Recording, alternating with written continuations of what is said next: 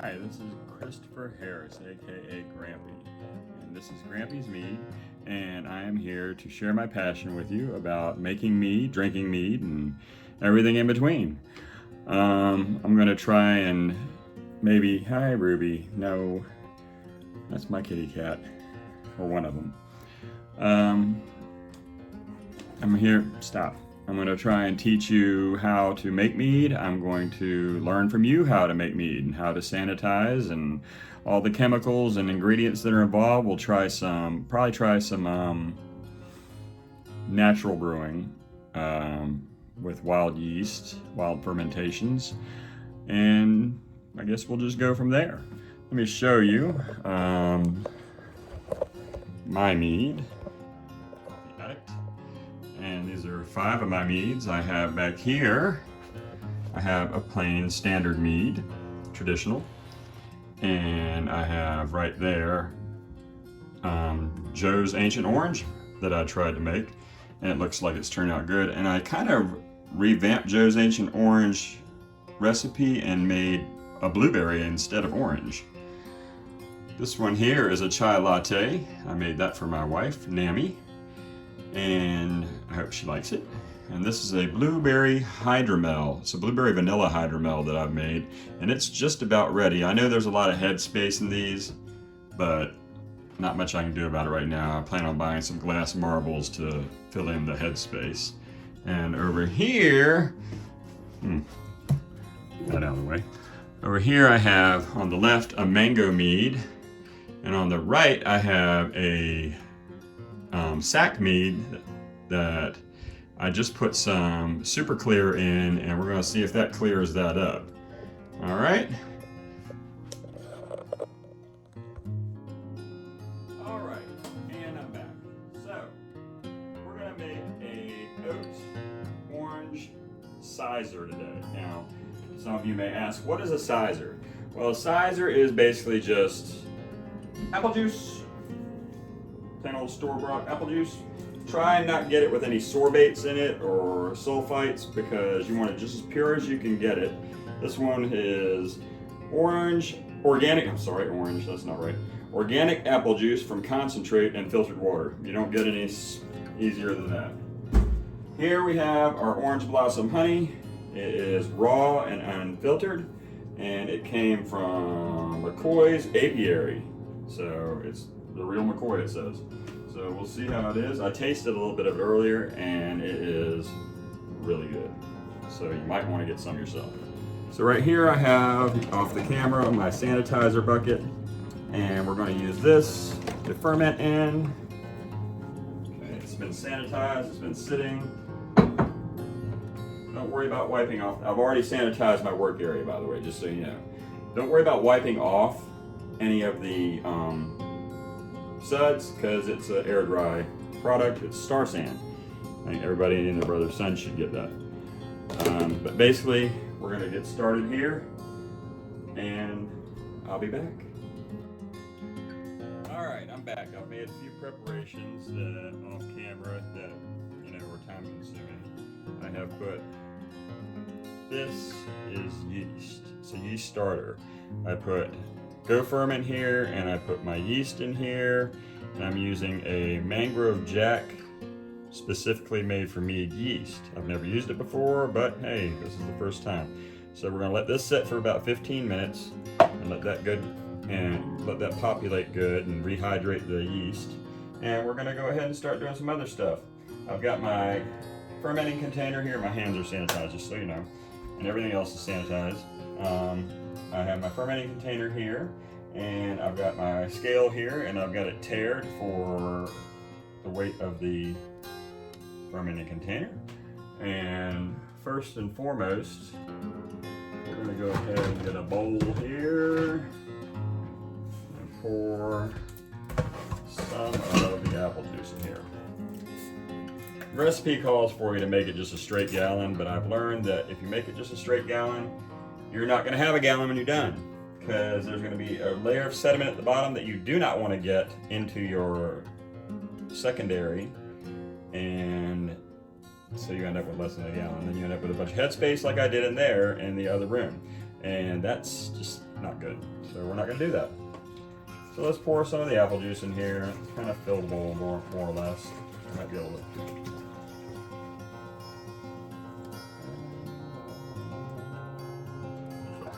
Fill the whole bowl. So I'm going to heat this up. But I'm not going to heat it up the traditional way that everybody else heats it up. And on the stove, I'm going to stick it in this microwave here. Heat it up for 5 minutes. Because all we're trying to do is get it warm enough to melt and blend the honey into the apple juice.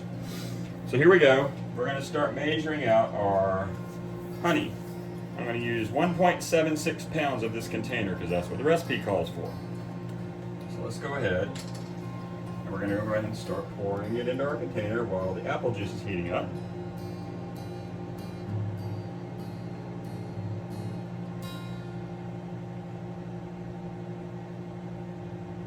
Okay, that's a pound.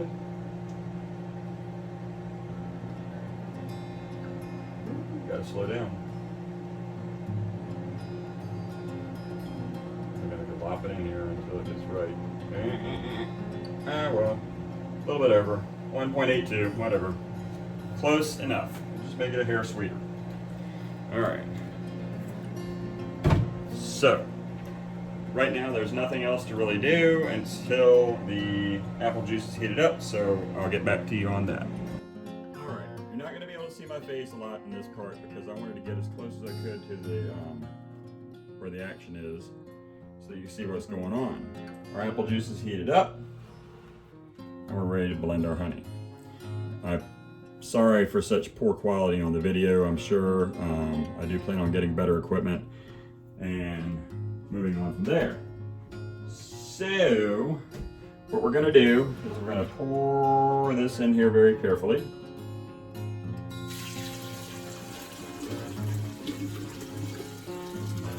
Nice and warm. All right. Now we're going to get our trusty mixer because you know everybody's all about shaking the bejesus out of it to get aeration in there. You know what I do? Nice little mixer. Made just for this. And another huge proponent, or a huge thing that needs to be done, I'm not good with big words, is that we need to add oxygen. And let me tell you, the whirlpool this thing makes, you definitely get some oxygen. So we're going to do this for about 3 minutes or so. Any of you that are timing me, that's not fair. This thing beats it up and gets lots of oxygen. You see all that foam that is building up? That's oxygen. This is not the most exciting part of the whole process, but you know, if you're going to learn, you need to see it.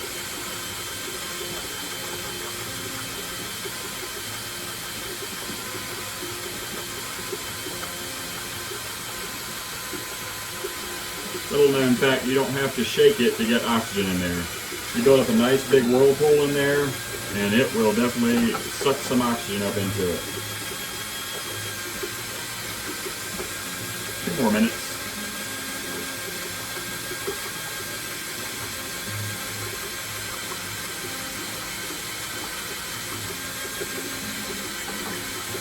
The oxygen is extremely important in the beginning of the fermenting process because it's what the yeast lives off of that basically until it starts feeding off the sugars.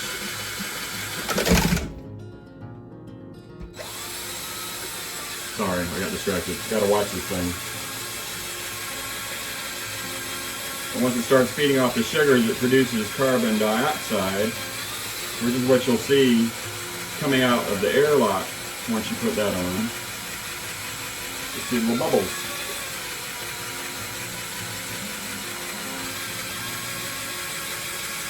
I chose this Mead yeast because it's supposed to have a high flocculation rate, and flocculation is where the yeast fall to the bottom of the container and it clears up the mead faster. Plus it gets up to an 18% ABV, And I'm probably going to cut this off though at about 12%. One more minute. Less than.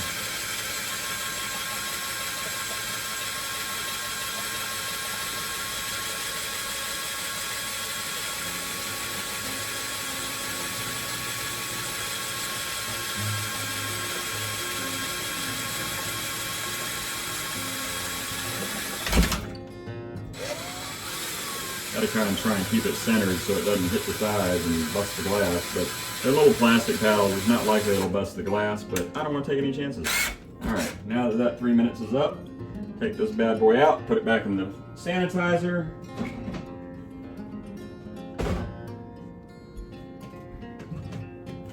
Then we're gonna add the rest of our apple juice. I'm gonna add a whole another 64 ounces. A lot of people are gonna say, a lot of people that are in the know are gonna say, oh no, he's messing it up. He's making it too, he's making too much. But like I said, you're gonna have a lot less in the end when you're done. Plus it gives you a little bit of taste in between while you're testing it, while we're waiting. All right. We're gonna mix it again, but I'm not gonna make you watch that. Okay, now that all that's mixed up and done, it's time to check the gravity reading. All right, I've got my trusty flask here, been sanitized. I've got my turkey baster. The turkey baster cost me $1 at Dollar General. You don't need to go buy an expensive Wine Thief or anything like that, just a plain old turkey baster. Hydrometer. Easy to break. Be careful with it. I got these, 4 of these for $10 on Amazon. Pretty good deal, actually. So I'm gonna put it into my flask. And I'm going to get me some out slowly, because if you put it in slowly, it won't build up as many bubbles, and it'll make it easier for you to read. You don't have to stand around waiting for the bubbles to go away.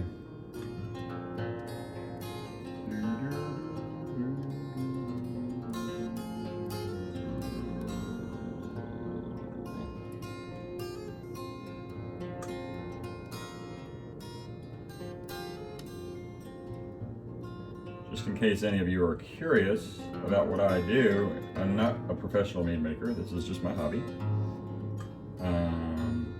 What I do for a living is I'm a registered nurse. I work in an operating room, and I help out in there. That's where I work. All right, we have enough for this. Let's put this back in the sanitizer in case we need it later. Oh yeah.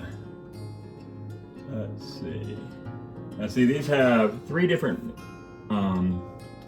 reading things on here. Technical, huh? One is for bricks, one is for assumed alcohol level, and of course final specific gravity, which is what we're really going for here. Just get this where I can read the thing. And our starting specific gravity is 1.09.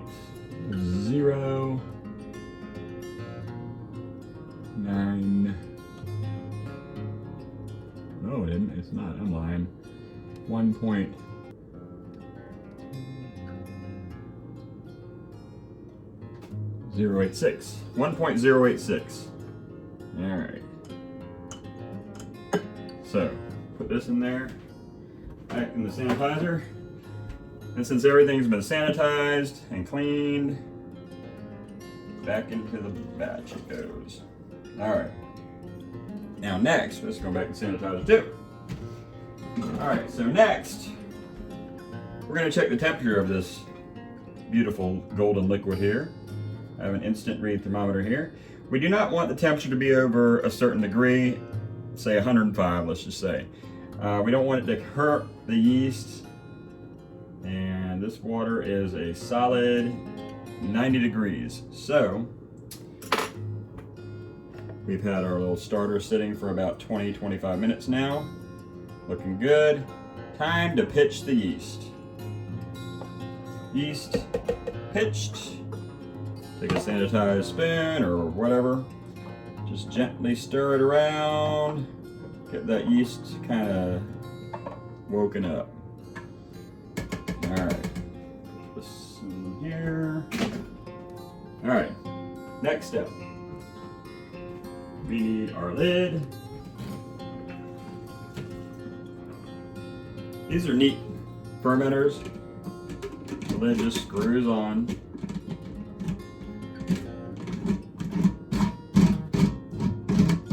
It's got a gasket in there, so you want to get it down on that gasket. You know, it doesn't have to be super tight. The gasket will maintain the air. And then we're going to get our airlock.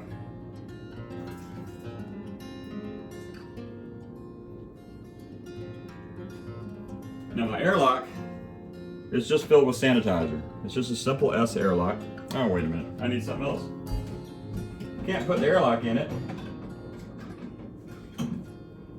without a rubber bung. Stick that in there. Stick your airlock on in. And eventually it'll start bubbling. And that's all there is to it. Okay, well, that's all I have for you this week. If anybody has any suggestions about future content or maybe stuff you'd like to see or learn, let me know. Tell me in the comments below. As always, and I guess from now on, since this is my first video, please like, share, and comment on this video, and let me know what you think. And I hopefully will have better quality videos before too long. All right, thank you very much. Have a good day.